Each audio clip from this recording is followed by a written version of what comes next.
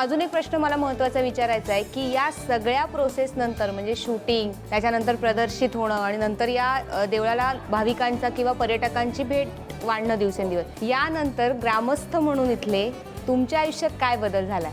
आता इथं जे मंदिराच्या अवतीभोवती जे ग्रामस्थ आहे देवीच्या माळावर, त्यांनासुद्धा हे रोज गर्दी वाढून आता त्यातले 2-5 जणांचे धंदे वाढले आणि ठराविक 10-5 कुटुंब ह्यातून व्यवस्थित यायला लागले.